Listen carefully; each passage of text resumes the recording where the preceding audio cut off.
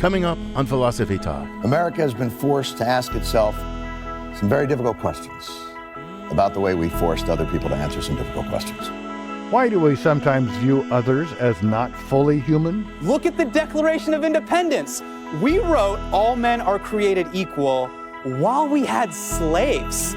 Could there ever be slavery or genocide that didn't involve dehumanizing others? Will we ever get everyone to appreciate the full humanity of all? 6 million Jews and millions of others, and they got off with nothing. How could human beings do such a thing? Because might makes right. Oh, the dehumanity. Can't keep quiet for long. I'm a human being. I can't help singing the song. I'm a human being. Our guest is David Livingstone Smith, author of Less Than Human: Why We Demean, Enslave, and Exterminate Others. I'm a human being. Humanity violated.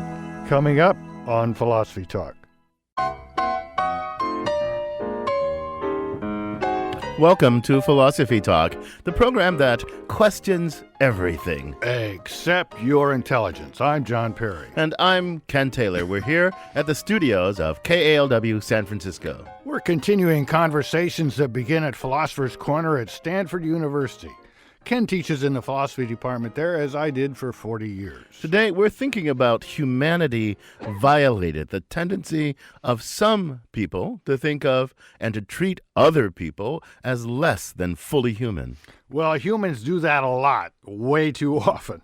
Nazis regarded their Jewish victims as little better than diseased rats that deserved to be eliminated for the public good. Slave owners saw their slaves as little more than pack animals. Yeah, John, but let's not overgeneralize, okay? Let's not. I mean, Nazis and slave owners, they were uniquely evil people. I don't think most people would go nearly as far as that. Well, this is a pretty widespread tendency. I mean, Rush Limbaugh called the prisoners humiliated by the U.S. military at Abu Ghraib, quote, subhuman. Michael Savage called them, quote, vermin. And Maureen Dowd said that Muslim terrorists, quote, replicate and come at us like cockroaches. But do you really think that Dowd or Limbaugh, for that matter, meant those words literally? Well, who's to say they didn't? Because they're not ignorant, they're not uneducated. I'm sure they know that biologically speaking, human beings constitute just a single species. Surely, and they know that the biological or ethnic differences between groups of humans are superficial and they're morally insignificant. I know they know that. They just got carried away with admittedly distasteful and utterly repugnant metaphors, but those are just metaphors. Yeah, but look, I mean, take Thomas Jefferson. Now, he famously said that all men are created equal. But how do you explain, then, his slaves toiling away in the field like animals? Stephen Douglas, in his debates with Lincoln, said that Jefferson and the Founding Fathers weren't referring to everyone when they said all men. They were leaving out the, quote, inferior or degraded races. Douglas said that was saying that the Founding Fathers, or at least many of them, saw black slaves as less than fully and equally human. And I think Douglas was right about the Founding Fathers. Well, but I think that they thought that was just a kind of false consciousness. They were deluding themselves because all you have to do, and they were capable of doing this, all you have to do is open your eyes. You'll immediately see that other human beings are they're just other human beings, John. They're not Martians, they're not monkeys or pack animals. They speak, they feel pain, they reason, they love, they hope. Humanity's pretty darn hard to miss, so you got to be purposely deluding yourself if you miss it. Yeah, well, maybe we're good at talking ourselves into missing the obvious. I mean, if you start calling people snakes, parasites, and leeches the way Hitler did with Jews in his book Mein Kampf, it might lead you to miss the obvious. Even if he just meant to be using pernicious metaphors, then they proved to be pretty dangerous. Look where this so-called metaphorical thinking led. But see, what puzzles me is where would these ideas come from? Since humanity is so obvious, where would these ideas come from? I mean, given that humans are, in fact, a single species, why do some groups of people think of other groups of people, whether metaphorically or figuratively, as not quite fully human? Where does that come from? Well, we know that fighting amongst groups of the same species is fairly widespread from ants to chimpanzees. So we might wonder if we're just continuing this in human life, or whether we're the only animal that does this sort of thing. Hard to say. Yeah, you're right. But here's the question: do actually fighting chimps, do they de-chimpanize, for lack of a better word, one another? Well, my own guess is that the ability to make morally based discrimination among the members of one's own species is another one of humankind's great accomplishments. This one enables us to far outstrip more primitive creatures when it comes to hate and cruelty. I'm still puzzled, John, because if genuine biology provides no basis for our dehumanizing theories, what do we do? Just make this stuff up? Well, I think a lot of it times it doesn't come from biology. It comes from religion. You start with God, then there's the angels, and then humans are usually thought of as third in line. Pretty high perch, and some humans, some groups of humans, fall off of that perch and become subhuman. Well, I could see that, but, not all dehumanizers. I don't think Hitler was a religious believer. Not all dehumanizers are religious believers, so... Well, it maybe in Hitler's case, and in a lot of cases, pseudoscience is more the idea. Genuine evolutionary theory teaches us that all humans are a single, highly evolved species. But that leaves the door open for pseudoscientific racists to hypothesize that certain human beings belong to less evolved, more animal-like subspecies. Oh, John, this is really depressing stuff. I don't want to believe that it's inevitable. I want to believe that through education and maybe more people-to-people contact, we could easily put an end to this. I really don't want to believe that the urge to dehumanize is so deep in our human psyche that it can't be changed. I don't want to believe it. Well, to find out if there's any basis for your rosy hopes for education, we sent our roving philosophical reporter, Shuka Kalantari, out to look into research about the psychology of other people hurting other people. She files this report. In 1961, one of the main Nazi architects of the Holocaust was put on trial for war crimes. In Jerusalem, the trial of Adolf Eichmann begins, reviving memories of the Nazi horrors of the Second World War. Thousands of miles away in Connecticut, a Jewish psychologist was watching the trial unfold. He wondered, were Adolf Eichmann and his accomplices simply following orders, or were they somehow innately evil? The psychologist's name was Stanley Milgram, and he decided to do a little experiment to find out the answer. The question is simply this: what makes otherwise ordinary men and women obey orders which instruct them to harm, maim, kill other innocent human beings? That's William Shatner playing the role of Stanley Milgram in the movie The 10th Level. What is the psychological mechanism of this obedience? Here's how Milgram's experiment worked. There was the experimenter and two volunteers, one assigned as the teacher and the other one as the learner. The teacher asked the learner questions. Each time the learner got a question wrong, the teacher pulled a lever that gave him an electric shock. The more questions the learner got wrong, the higher the voltage of electric shock. At a certain point, the learner would start crying out in pain. No more, please! No more, please! No more! But here's the thing. The guy screaming in the other room, the learner, wasn't actually receiving any electric volts. He was an actor. But the other volunteer, the teacher, didn't know that. He thought he was hurting the other guy. Over half of the people in the study continued giving electric shocks all the way to the end of the experiment. Fast forward 50 years, another psychologist, this time in California, asked this question: would we still find the same level of obedience today that Milgram found? And the answer was yes. That's Jerry Berger. He did a partial replication of Milgram's experiment at Santa Clara University in 2009. The results were virtually the same. People have argued that, back in the 60s, we weren't as sensitive to the problems of blind obedience and all of that. Those people are missing the basic point of the experiment. Which was that it's not about the kind of person you are as much as the kind of situation that you find yourself placed in. So what was it about the situation that made Milgram's volunteers act in such horrible ways? Berger says there are a few factors that create this perfect storm of blind obedience. One is that he made it easy for people to deny or diffuse responsibility. The person pulling the lever could just point fingers at the authority figure, the experimenter.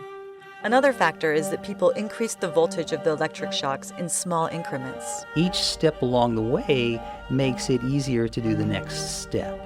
Milgram also limited the information people had. And when people don't know what they're doing, they look for an expert. Milgram conveniently built an expert into his procedure so that you had an experimenter. He also didn't give people time to reflect on their decisions. They were told to continue at a brisk pace. As soon as they paused, the experimenter gave them a prod to continue. Even though most people didn't stop giving the electric shocks, nobody liked doing it. They really, really suffered as they went through the procedure because these are not, sociopaths. These are everyday people. And the implication is that, of course, each of us may be capable of doing some very disturbing things. But Berger sees a silver lining. Maybe we can use these studies to teach people. Some of the most obvious examples would be people who are in, like military situations or police officers, that type of thing, to train these people so that when they do find themselves in a situation that, could lead to some really bad stuff, they've had the opportunity to ask themselves and to sit down and discuss this with other people and say, what do I do if I find myself in this kind of situation? Then maybe things like the Holocaust or the My Lai massacres during the Vietnam War, or more recently the torture at Abu Ghraib prison in Iraq. Maybe these acts of humanity violated wouldn't happen quite as often. For Philosophy Talk, I'm Shuka Kalantari. Thanks, Shuka, for the roving philosophical report. I'm John Perry, and with me is my fellow Stanford philosopher, Ken Taylor. And today, we're thinking about humanity violated. We're joined now by David Livingstone Smith. He's a professor of philosophy at the University of New England. He's author of Less Than Human, Why We Demean, Enslave, and Exterminate Others. And he's also a regular contributor to our blog, Philosopher's Corner. David, welcome to Philosophy Talk. Oh, thank you, Ken. I'm jacked about being here with you. David, what led you to your interest in dehumanization? Well, I grew up in the segregated South, and I was the child of a Jewish family. In fact, I had a lot of contact with my grandparents who were Jewish refugees from Eastern Europe, and that really sensitized me, I think, both their stories and what I could see around me in the segregated South. It segregated me to issues concerning the brutalization of minorities and the social isolation of folks and the oppression of racial minorities. So all of that, I think, fed into my interest in dehumanization. Well, I'm glad for the interest. It's really a great book, a good read. Now, in the book, you give us lots of examples, people calling subgroups rats, vermin, cockroaches, and everything you can imagine. Now, is the point usually, literally, that these are members of a different species? Or a little less literally, that they're a member of different human subspecies? Or is it just metaphor? It is not just metaphor. This is very, very important. Of course, sometimes people use these terms metaphorically.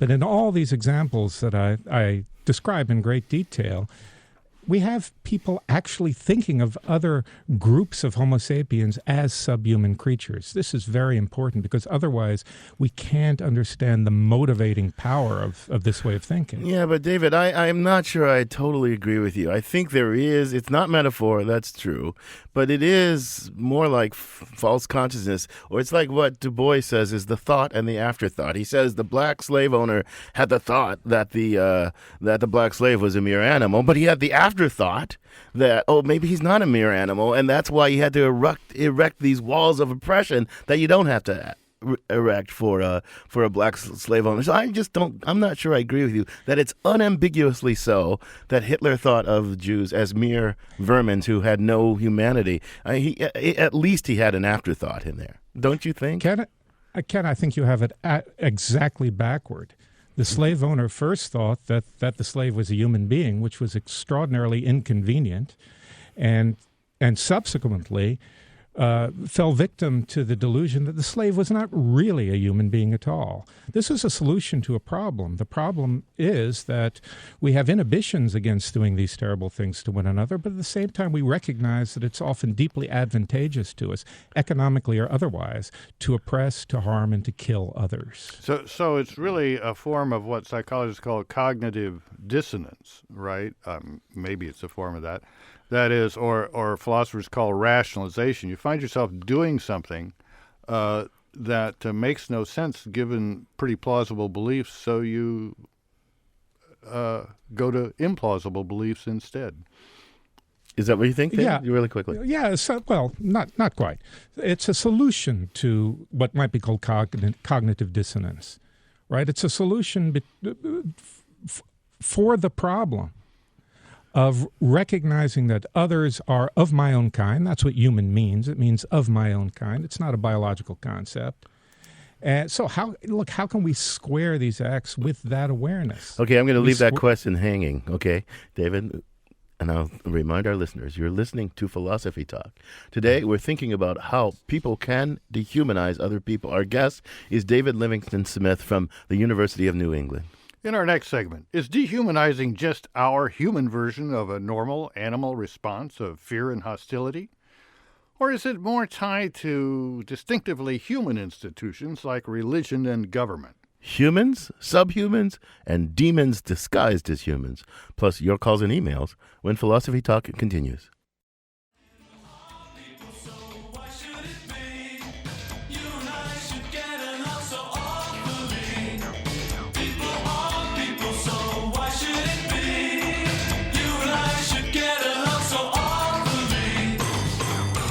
Why do people treat each other so awfully? This week we're thinking about humanity violated. I'm John Perry. This is Philosophy Talk, the program that questions everything except your intelligence. I'm Ken Taylor. Our guest is David Livingstone Smith. He's the author of Less Than Human, Why We Demean, Enslave, and Exterminate Others. You can join David for a live chat on our online community of thinkers. That's on Friday, January 9th at 12 noon Pacific Time. You can be part of the online chat. Go to philosophytalk.org. David, I'm not sure you and I agree. There's something I think we disagree about exactly what this phenomenon that we'll call dehumanization consists in. And we can get into that. But first, I want to ask you another question, whether or not it's as you say or as I say. Do you think it's something that's built in to the human psyche by our kind of fundamental mental design, or is it somehow a corruption of nature, something that only psychopaths could engage in? Well, what kind of thing is it? A pervasive human phenomena, or psychopaths are just worse off than the rest of us? But actually, psychopaths don't need to engage in it. They can do these things without deceiving themselves about the status of others. Now, what's built into us is a kind of vulnerability. Our mind is designed in such a way that we are capable of performing this extraordinary feat of thinking of others, other members of our species who look like us and act like us and talk like us as inwardly not like us at all. But see, you said something in passing that I think is really important here. You said the concept of human is not a biological concept. That's right. In some ways, I see what you mean. If you think of as the term human has been historically used in various cultures, the Greeks thought, in some sense, that they were the only human, but that means really that they had the concept of the Greek, where we have the concept, and they didn't have the concept of human in the sense that we do. I mean, we have a biological concept of human, and it includes all humans, and we get it from evolutionary biology. So I'm not quite sure what you're saying, that there are many concepts of the human historically, and some of them are more divisive than our biological concept of human. Well, I mean, actually, what you've just said is false. If you look at the scientific literature, the term human is used sometimes for our species, sometimes for our subspecies, sometimes for our genus, sometimes for a larger class of primates, all of our common ancestors with the chimpanzee. That's humanoid, right? You look in the literature, and you will see how the term human is used in a very inconsistent way. Okay, Homo sapiens. Well, let's just hear what David has to say here. Yeah. Well, the reason for that is that human is a folk concept. It's not a scientific category. And so people are free to map it onto scientific categories in a variety of ways. So David, I think I'm with you on the use of human, but I want to shift gears here a little. Let's take Thomas Jefferson on the one hand and Maureen Dowd on the other hand. Now, it seems to me, it's not clear to me it's the same phenomena going on. Thomas Jefferson seems to fit this idea of cognitive dissonance. He's born into a situation, inherits a plantation. He's treating these people very unfairly, and you can see in his writings over the years that he struggles with this and comes to the conclusion that they are inferior, intellectually inferior. Then, then he has various close relationships with these so-called inferior people, and maybe he changes his mind, and lots of very accomplished African Americans write him and say, "Look, So maybe he changes his mind, but at least, there's a lot of record that he struggles with this, and it's a thoughtful mistake with ordinary psychological explanations in terms of cognitive dissonance and other things. Maureen Dowd, on the other hand, she's reacting to an affront, in this case, 9/11. More recently, people have looked at ISIS beheadings, and they're reacting to real behavior on the part of the other with this name calling. Now, are these really both the same process? As you've characterized them, no. I mean, we don't know what was going on in Maureen Dowd's head when she wrote those words. And we have to be really cautious because there is such a thing as name calling, right? And name calling, when you say of someone, you pig or you bitch or something like that, that's not dehumanization in my sense of the word. I mean, even in Jefferson's case, it's not clear that he was dehumanizing his slaves. There's a distinction between thinking of others as subhuman creatures and thinking of them as inferior human beings. So let me get clear. I want to get clear about something. Okay. So you think there is I don't know what kind of concept of the human. You think it's a moral status concept? What would you characterize the concept of the human as, if it's not a biological concept? When we think of others as human, we think of them as members of our own kind, however we conceive of kind. Okay, but now that's not a biological kind? Is that a moral kind? What is that? I'm just not quite sure. I'm really not sure of something. Well, if you're committed to the idea that your kind is Homo sapiens, then it's a biological kind. But if you're committed to the idea that your kind is the Aryan race, then it's not a biological kind. But now here's the question I have for you. So if I'm a Greek and I distinguish between Greeks and barbarians, right? And I think Greeks deserve things that barbarians don't, and barbarians are natural slaves and can be conquered and all that and be used as tools. Yeah. Now, I think you think, because I think, and I think you and I agree about this, that the Greeks were making some kind of mistake.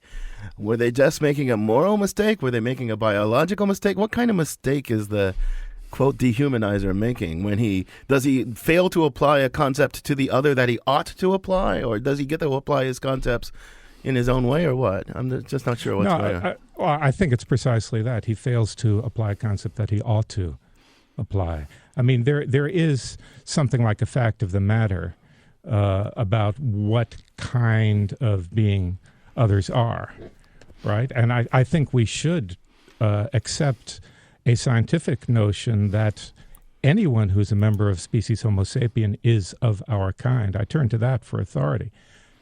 Right? So you think we ought to? They were wrong. You think we ought? There's a biological kind in the background that we ought to map up our moral concept to. Is that the way of putting it? That's correct. That's correct. Yes. You're listening to Philosophy Talk. We're talking about Humanity Violated with David Livingstone Smith, and we'd love to have you join this conversation. Charles from Richmond's on the line. Welcome to Philosophy Talk, Charles. What's your comment or question? Yeah, my comment just changed because I love that definition of kind, of being. It's not, it's being, you're just different for whatever reason. And having gone to working class bars for the last 40 years, African Americans are just seen as a different kind.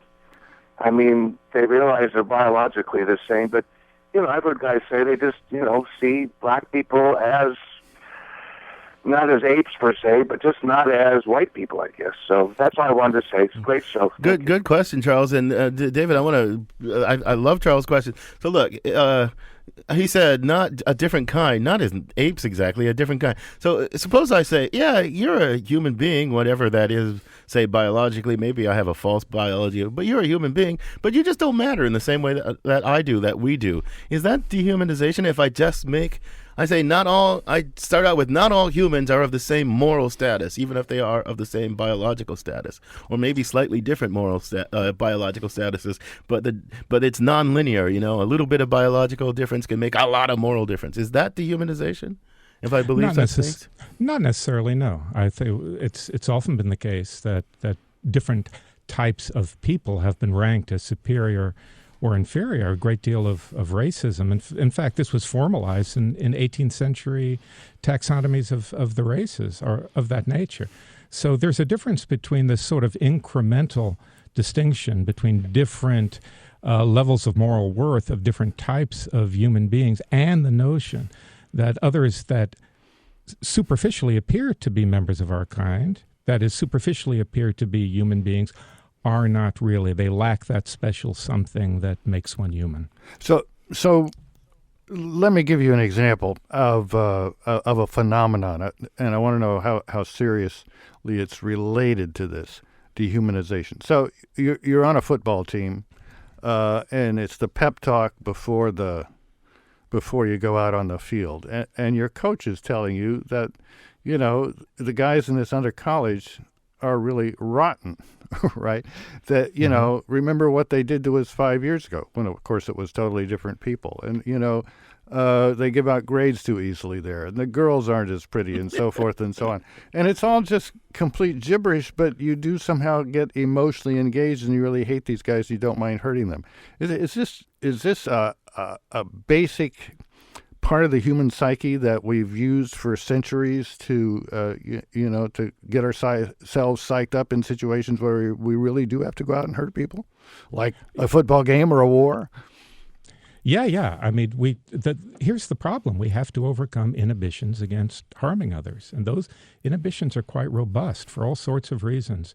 And there are many, what you might call technologies that we've evolved over the millennia for doing that. And that includes rituals and the use of drugs and various religious ideas, and very importantly, dehumanization.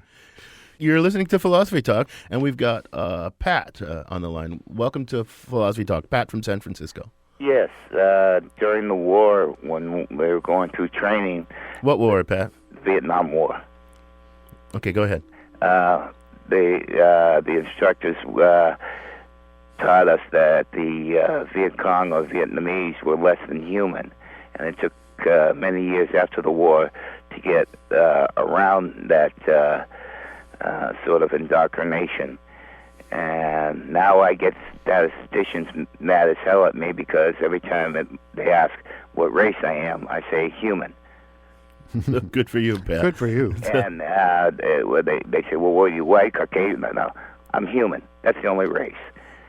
That's it, period. Thank you, Pat. So Pat's echoing your thing. It takes some special training for one human to be prepared to do violence to another. Absolutely right. Pat is right on the money there. So, but David, let me ask you this, though. I mean, chimps, I don't know if chimps have the concept of an enemy.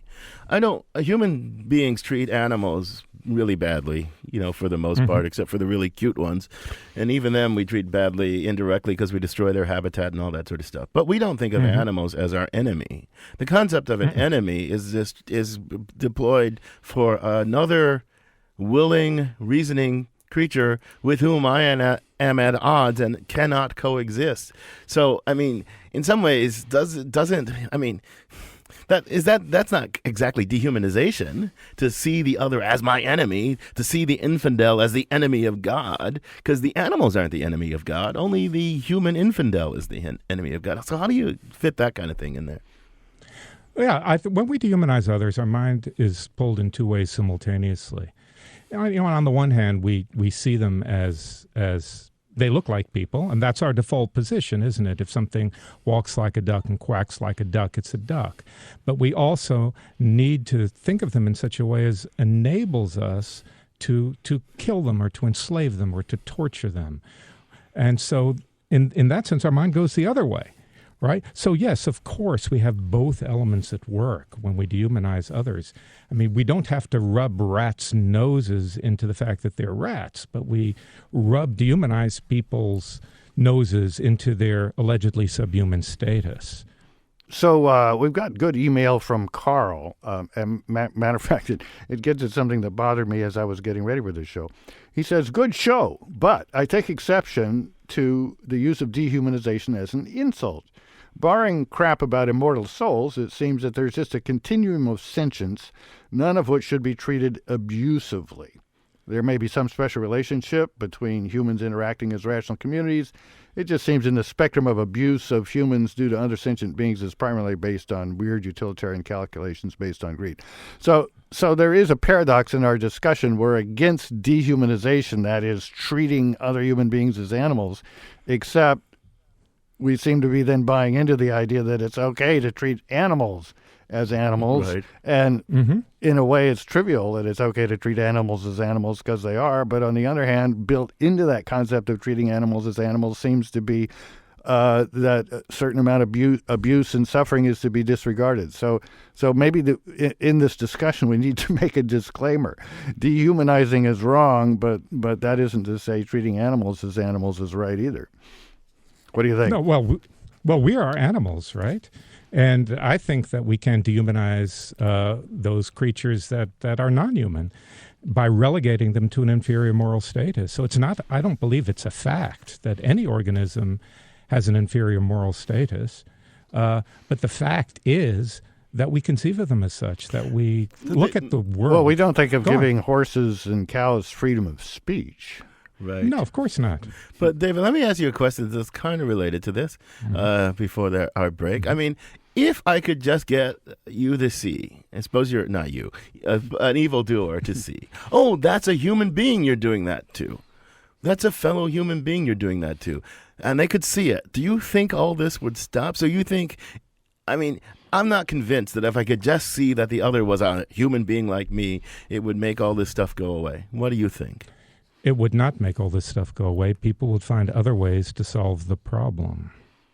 The problem being overcoming inhibitions against harming others. Well, I guess I'm not sure that there are those inhibitions against harming others. There's inhibitions against harming the in-group and those who I have certain allegiance to, but the other, the one I cognize as other, as not us, I'm not sure there's so much inhibitions about that. Do you really think there are? Yes, I think you're too enchanted by the presentations of killing and so on in the cinema and on television and so on. It's actually very, very difficult, even in self-defense, to look at someone in the eyes and plunge a blade into their guts to blow their brains out. In the eyes. Well, in the eyes, that's an interesting question. You're listening to Philosophy Talk. We're thinking about how some people can see and treat other people as less than fully human. It's humanity violated. Our guest is David Livingstone Smith, author of Less Than Human, Why We Demean, Enslave, and Exterminate Others. In our final segment, is education enough to end dehumanization? If not, what else could we do? Education versus demonization, when Philosophy Talk continues.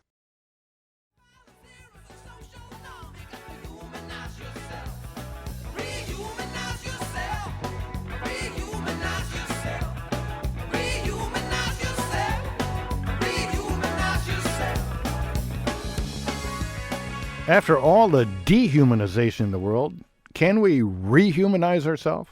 We're thinking about humanity violated. I'm John Perry. This is Philosophy Talk, the program that questions everything. Except your intelligence. I'm Ken Taylor. Our guest is David Livingstone Smith from the University of New England. David will be part of a live chat at our online community of thinkers on Friday, January 9th. Write that down, Friday, January 9th at 12 noon Pacific time. I hope you can join us at philosophytalk.org. So David, Ken and I, as co-hosts of Philosophy Talk, have some unusual powers. We can declare people to be worldwide czars for a day. Unfortunately, our declaration doesn't carry much weight except on the program. But anyway, we're declaring you worldwide czar for a day to end dehumanization. What steps are you going to take? Oh, God, you've asked me the hardest question there is. Let me tell you why it's hard first, because we don't really understand this phenomenon very well. It's grossly, grossly understudied. So I'll just have to take a stab. I mean, there are two things that spring to mind. One is we have to be really, really vigilant about dehumanizing speech and dehumanizing propaganda. I mean, it proliferates very readily through the airwaves, right, and through the mass media, and that has to be treated with great care and great caution. So I was surprised in your book you found a quote from Maureen Dowd. Now, were you really just trying hard to find some liberal that runs off at the mouth in a dehumanizing way, or is it about equal between the conservatives and the liberals? No, I don't think it is about equal between the conservatives and the liberals, but I'm not sure actually what the balance is there. So I'll pass on that one. I don't want to dehumanize conservatives here. I'm sorry, I interrupted your flow of thinking as czar. Okay. Well, as czar, I want to keep an eye on the proliferation of dehumanizing speech and engage in counter-speech whenever possible. But people really need to become acquainted with their vulnerabilities, and I'm not sure how best to do that. Go ahead. I'm sorry. Go on. What I wanted to say is our minds are configured in such a way that we do this terribly easily. And we don't know how malleable this is. We don't know how to impact on it. We don't know to what degree it can be impacted on. So David, see, here's where I think maybe you and I disagree. I mean, agree more than I initially thought. Because, here's what I think. And this is the reason it's hard. I think the idea that mere humanity, your mere humanity, whatever exactly mere humanity consists in, gives you kind of equal moral standing with all other humans is a great idea, a grand idea. I think it's a late-coming cultural achievement, a cultural achievement that I applaud. But I do not think it is built into the human psyche that mere humanity is sufficient to give you. Human moral psychology is really complicated, but I do not think that mere humanity is built into our cognitive architecture as like the carrier of equal status. And so I think that's why it's so easy for us to say, well, some humans, the infidels, the people who live over there, the barbarians, don't deserve what we deserve. Yeah, but I mean, Hume had this built-in but very weak idea. Yeah, and it seems to me that what you're pointing out is not that we don't have a built-in tendency to sympathize with other humans, but that, as Hume pointed out, it's very weak. Unless it's really reinforced when you're growing up, other things will overwhelm it. So David, along those lines, in the Roving Philosophical Report, there was this idea of somehow developing teaching tools based on Milgram-like experiments to show people, not just tell people that everybody's equal and you ought to love everyone, but to actually show people that they are vulnerable to these irrational and immoral urges. Do you see any hope in that kind of idea? I think that would be extraordinarily beneficial. I think it should be part of everyone's education. Now, is that going to happen? No, it's not going to happen. But it's a nice idea. And I guess if I were czar, I could implement it, couldn't I? There you go. But I'm not czar. Well, you are in this program. But we've got some callers in the line. Stan in Alameda. Welcome to Philosophy Talk, Stan. Are you there, Stan? Yeah, I'm here. What's your comment or question? I just had a quick thought on our race relations between particularly black and white.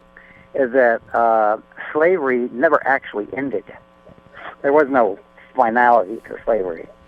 It's just sort of continued on, and I think the non-human quality of the slave has carried with us, and that may be the basis of our problem.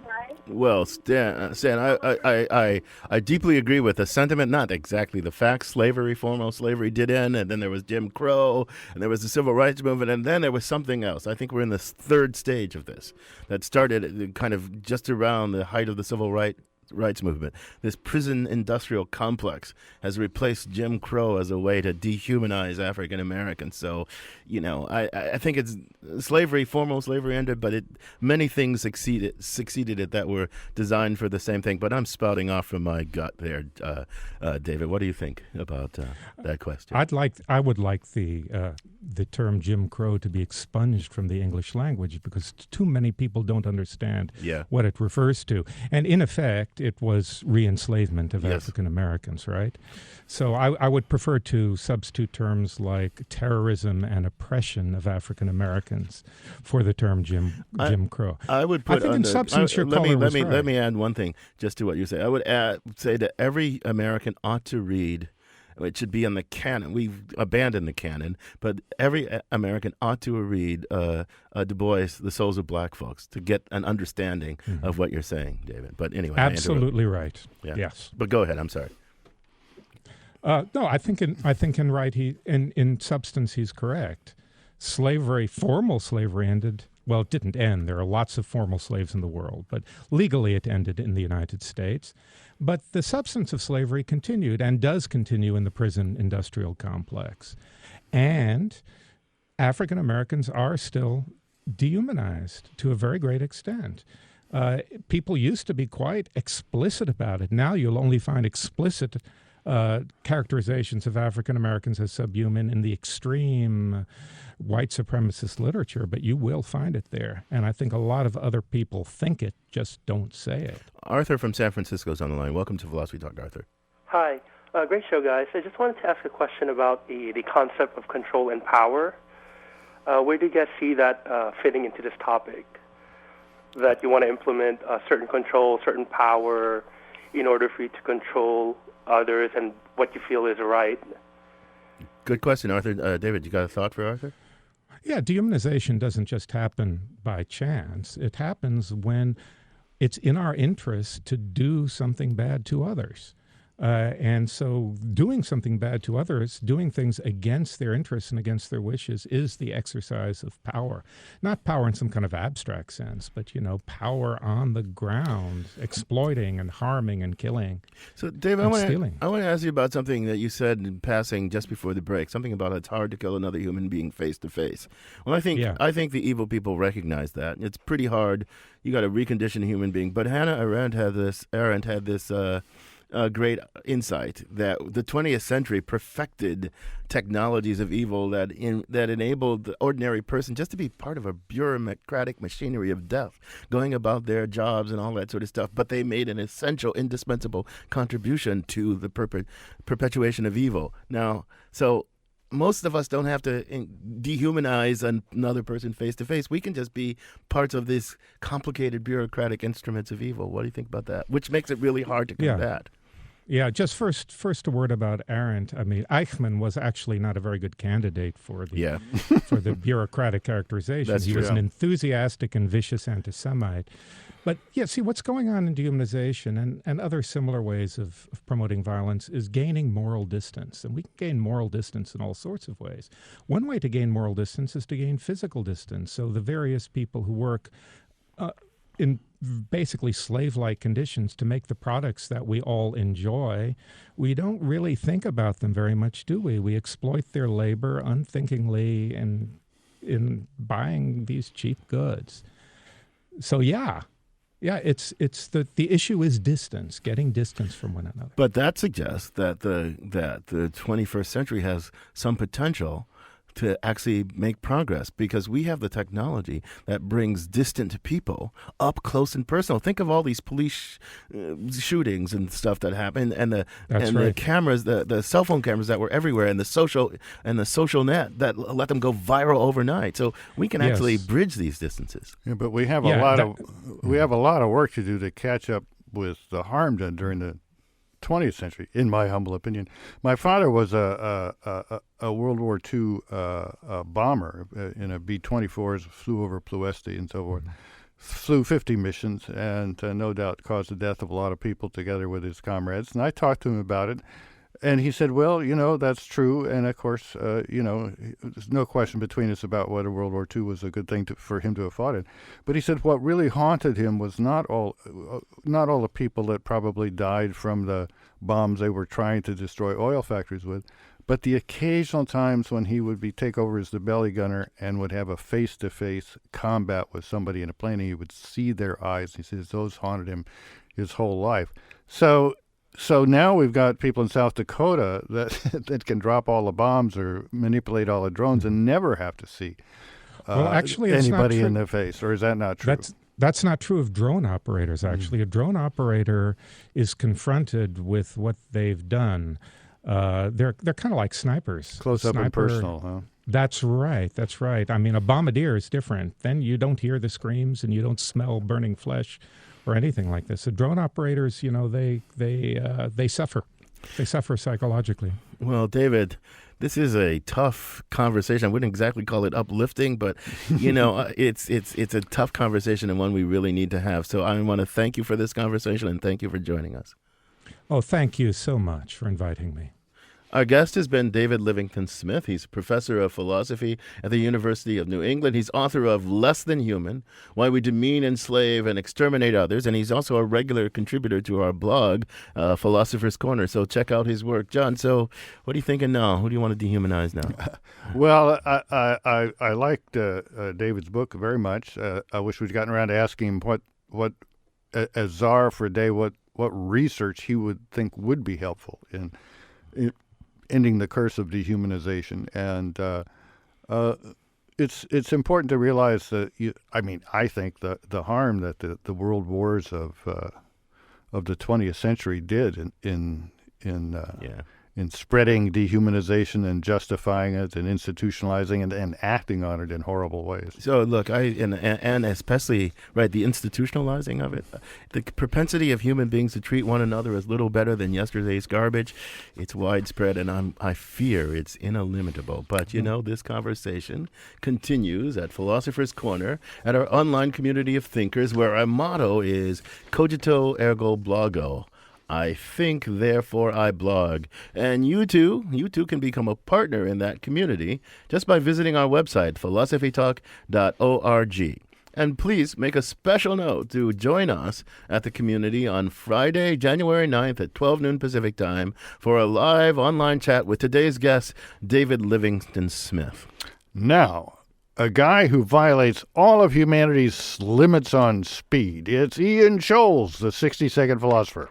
Ian Scholes, you become quite gifted at deeming others as being less than human. The better to beat them up, kill them, or simply make fun of them behind their back because they wear dirndls instead of sensible pencil skirts. This behavior is as ancient as racism, sexism, and ruthless marauding armies. But there is a more recent trend, I think, on the conquering end of things. I don't know what exactly you'd call it, but it's society's elites giving themselves flaws. Not tragic flaws, but pity party incentives, urging others to feel sorry for us, not enough to institutionalize us, just enough to get out of doing chores. We've always had hypochondria, of course, and Munchausen by proxy, or Munchausen by internet these days, where you can pretend to be a cancer victim and everybody thinks you're so brave until you get caught.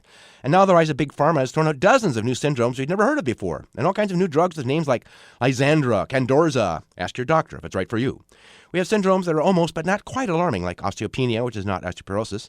There's restless leg syndrome, which is not Parkinson's. There's drugs for those.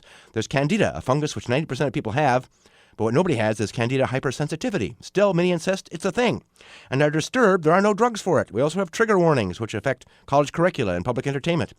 Warnings that movies contain images of smoking and drinking and sex. Warnings that a novel might describe a rape or a child being spanked or have racist language. This could trigger something within us. Overly sensitive souls might, have a seizure or faint or something. We have chronic fatigue syndrome, Lyme's disease, fibromyalgia, or fibro, which actually only affects 2 to 8% of the population, but is claimed by many more. Do your muscles hurt after lifting something heavy? Well, you may have fibro. Why take chances? Many healthy people believe they have unnamed autoimmune disorders or they're lactose intolerant or gluten will poison them. I once heard somebody claim to have PTSD because his commute was so long. And there's that woman in front of you at Starbucks who can't just order a coffee with milk. It has to be soy, it has to be caffeine-free, and on like a list of demands from a kidnapper. Avoid red meat, chemicals, fragrances. Don't vaccinate the kids. Wear a mouth mask outdoors. Wear a wrist brace if you type a lot. Wear a back brace if you lift anything. Avoid paying attention because you have ADD. Build up that immune system with electrolytes. Being on the Asperger spectrum is trendy. I'm not even sure what it means, but it gives you latitude to forget birthdays, not pay attention to what other people are saying, and make nasty comments to people who work for you because you're going to invent the next app that can turn tweets into rhymed couplets. It will be worth billions. You have to be solipsistic if you're going to be a capitalist disruptor. Narcissism is not a bug, it's a feature. It's not our fault, it's in our genes. To be human is to struggle. But why struggle? You're a winner. We need to raise awareness and be mindful of our own emotional energy. A little cognitive behavior therapy and antipsychotic drugs and our kombucha, we'll be all right. The world is our oyster. Oh, wait, that's shellfish, isn't it? Never mind. I gotta go.